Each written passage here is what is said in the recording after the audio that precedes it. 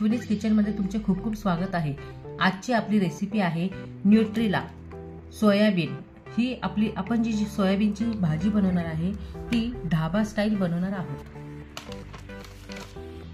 तर यासाठी लागणारे साहित्य आपण आता पाहू।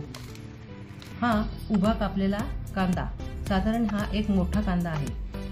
8 ते 10 पाकळ्या आपण कढीपत्त्याच्या घेतलेल्या आहेत। ह्या 3 हिरव्या मिरच्या, ह्या तिखट आहेत। कोथिंबीर 8 ते 10 पाकळ्या लसणाचे, हे आलं, हे एक टोमॅटो बारीक चिरून घेतलेला, लिंबू आणि हा पुदिना, 2 तमालपत्र, दालचिनी एक छोट्या 4 घेतलेले छोटे छोटे, ह्या 5 लवंग आहेत, 4 छोटी विलायची, 5 ते 6 काळी मिरी आणि जिरे अर्धा चमचा, काश्मीरी लाल मिरची 2 चमचे, हे लाल तिखट, हळद अर्धा चमचा, हिंग अर्धा चमचा, चवीनुसार मीठ आणि हा गरम मसाला।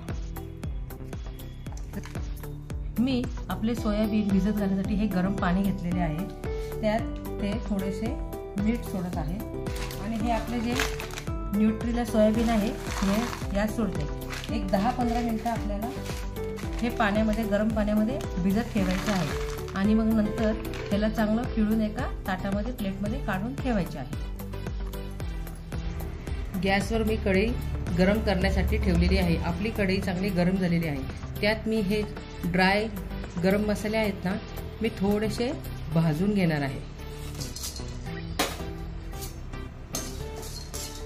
त्यामुळे आपल्या भाजीला चव आहे ना अप्रतिम अशी येते। फक्त 1 मिनिटच आपल्याला ही सगळे आहेत ना गरम मसाले भाजून घ्यायचे आहेत। आता कढईमध्ये मी तेल सोडलेले आहे, ते साधारण 2 चमचे आहे। त्यात आता मी हे लसूण, आले चांगले परतून घेणार आहे।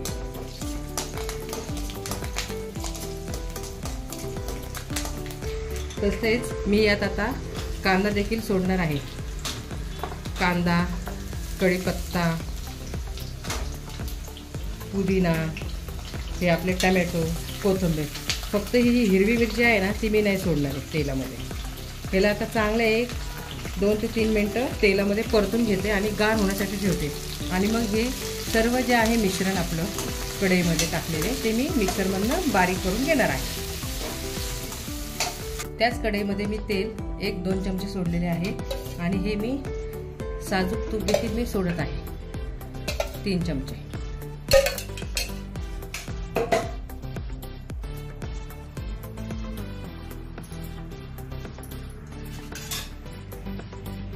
आता त्यात हे जे सोयाबीन आपण गरम पाण्यात भिजत घातले होते ना, ते सोयाबीन गरम पाण्यातनं काढून मी असे पिळून घेतलेले आहे।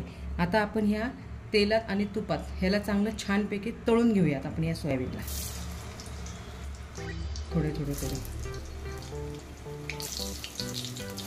तुम्ही सुद्धा ही रेसिपी मैत्रिणींना नक्की ट्राय करा। एकदम ढाबा स्टाईल ही आपली सोयाबीनची भाजी होते।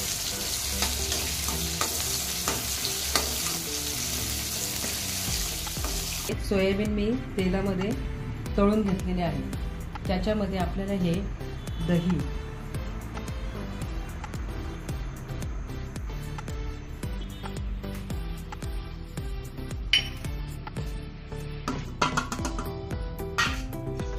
तसेच लिंबू देखील पिळून घ्यायचे आपल्याला आणि ह्याला असं 5 मिनिटाकरता मॅरिनेट करून ठेवायचं।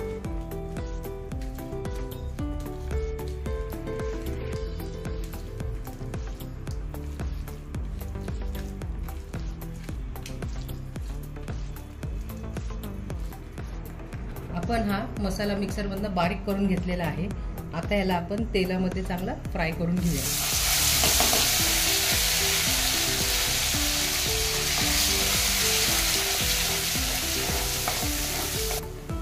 हे बघा, हे मसाल्यामधनं तेल असं सुटायला लागलेलं आहे। आता आपण हे जे मॅरिनेशन करून ठेवलेलं सोयाबीन आहे ना, ते यात सोडून आणि चांगलं याला परतून घेऊया।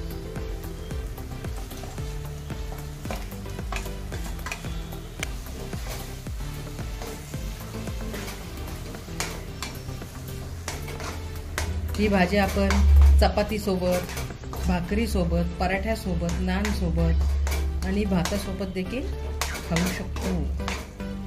ही जी कस्तुरी मेथी आहे ना, ही देखील आपण याच्यावरून सोडणार आहोत आणि भाजी चांगली परतून घेणार आहोत.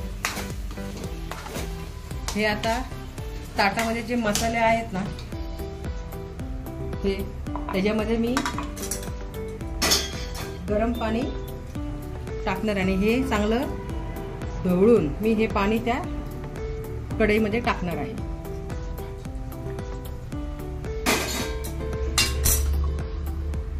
हे पहा, म्हणजे आपला मसाला देखील वाया जाणार नाही.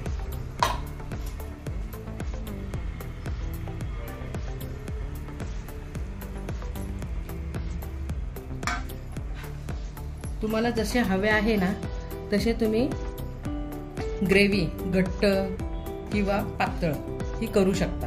आता याला एक 10 मिनिटं असं शिजून द्यायचे आहे. मग ही भाजी आपली खाण्यासाठी तयार होईल.